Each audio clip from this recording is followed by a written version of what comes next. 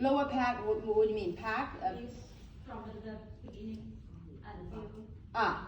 Okay, okay. I don't know if I'm here, but I'm like everybody. I pay my $2,000 package, right? I work to become qualified, 1 star, 2 star, 3 star. But okay, so why would anybody walk away from the income? Many people, many of my colleagues in this industry go, Kim, are you okay? In America, we can't make any income claims, and I think around the world you can't. But I could tell you this. Let me put it this way. When I first got in the industry, maybe I tell this, and then maybe the little story will kind of help understand, make the picture a little bit more clear. 30 years ago, when I entered this industry, at that time I got laid off. Okay, some of you heard the story, some of you haven't. I was an accountant by trade. Got my college degree, worked for corporate America for 10 years. Then I was downsized, didn't know what to do. So somebody invited me to a meeting. I didn't know it was a meeting. I thought it was for a job interview, okay? And so I was 28 years old. I had, one of my goals back then in corporate America was to own a Mercedes. So back then I owned a baby Mercedes, the E320, okay, back then.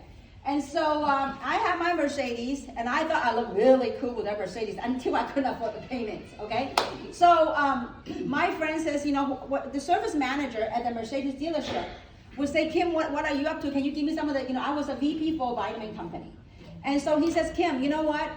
I used to give him some samples. We sold it to Whole Foods, like all the vitamin stores, right? So I'll give him some samples or whatnot. And he would say, Kim, give me some sample. I said, no more. He goes, why? I said, I got fired. I got laid off. And he goes, well, what are we going to do right now? I said, I don't know. I'm looking for a job. He goes, oh, I could help you. I have a client here who has a bigger Mercedes than you do. He has an S-Class. We have an E-Class. I said, okay, this is a successful businessman. So he goes, well, meet him in this place. So long story short, I met him on a Thursday morning. I was all decked out in suits, thinking I was in for a job interview. But when I showed up, there was a couple of hundred people there. I said, oh my God, I got competition. So it was a meeting, similar, about a little bit bigger than this size, and I was sitting way in the back. And so, but long story short, what I saw groups of people with that spark in their eyes, with that fire in their belly, with that hope, which I've never seen in corporate America. So, and I was looking for a way out. So I got started it, and so when I went home, my siblings and my friends said, Kim, you got sucked into one of those deals. You need to go cancel. This is not for you. You're an accountant. You're a bean counter. What makes you think you're going to be rich? They said that only a few people up here can make money. And I'm like, what makes you think that I'm not one of those few people? So long story short, I called my sponsor. I said, listen, I want to cancel. I said, I made a mistake. I don't want to do this business. I'm an accountant. I'm a bean counter. I can't do this. I was repeating what other people told me. My sponsor says, Kim, before you quit, why don't you attend a training? If after training you still want to quit, I'll help you. So I went to a training by an older gentleman. Well, now back then he was old, but he's my age now, okay? So I go, wow, the guy is doesn't have a big personality. He's very calm, quiet guy. And I go, wow, if he could do it, so could I. So that's how I began this industry. But at the same time, after hearing from what other people told me that you can't really make money in this industry, then I went to my sponsor. I said, can you really make money in this industry? He goes, yes. And I said, how much money can you make? He goes, well, let me tell you. I said, how much a top guy in this industry make? He goes, well, a top guy is one of the oldest company, and he's been in the company for many years, and he makes about $1 million a month. Now, so I go, wow. Initially I was like, wow, $1 million a month. Then my accountant perception kicks in, and I said, a number person, I go, oh, $1 million a month times 12. I said, oh, it's only 12 million. It's interesting. I was broke, but I was still like looking from a million months sounds a whole lot, right? But when you shift your perception and go, oh, it's only 12 million. So now, did I hit that? So that was one of my goals, I said, $1 million a month. Did I hit it the first year? No. Second year? No. 3 year? No. 4 year? No.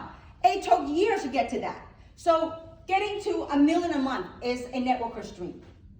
I get to live that dream.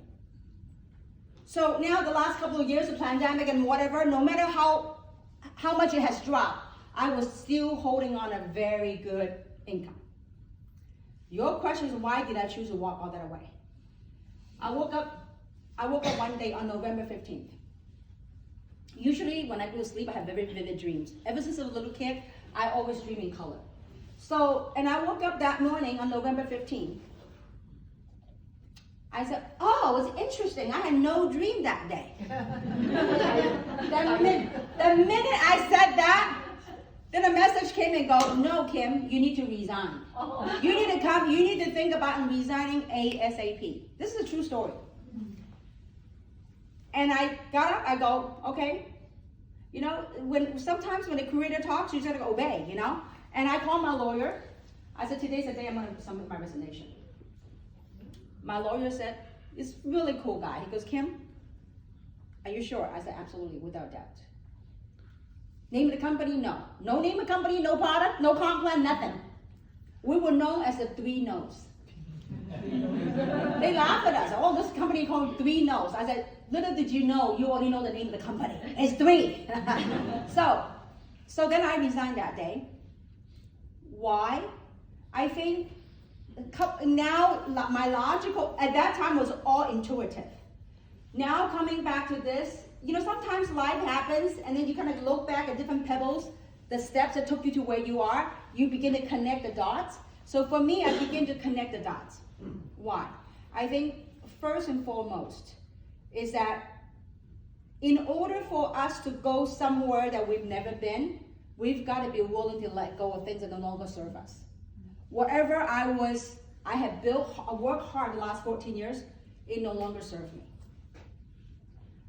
I was called to do something bigger, something much bigger and far beyond money. And so this is about a global movement. If it's for money, I have plenty. I don't need to work like this, really. Sometimes you sleep like 4 days and sometimes I look at the mirror and say, oh my God, the eye bag, you know? But so for money, it's not worth it. But there is something far beyond money. So why? And also I look at my colleagues, look at my friends. It's one thing when you have a lot, you know, I only have 1 kid. So I'm blessed for generations, money-wise. So it's one thing for me to resign, to walk from that money. But it's another. You have 20 more people. This is Kim, we're walking. When that happens, you know you're onto something big. Something beyond here. It's from here. So I hope I answer your question, what makes me want to walk away from that? Because ultimately, and this is how my logical mind trying to explain about what took place. And it's also, as a matter of fact, when I was in Sedona for a couple of years, living just on the land and just being with nature, I realized that when one always chases money, it's never enough. You think about it, how many rich people you know? All day, every day they wake up, they chase the next mighty dollar. Can't always chase money. When you have enough, you say, that is enough. And so that's the space I came from. Now, I tell you, I mean, I watched some of my friends, I remember we always travel business class. When I watch some of my friends chose to go economy, I want them to make super wealth again so that we can travel business class again. But you know, just living. You know, so I hope did I answer your question? Yes, you did. Oh, thank you. All right, good. All right.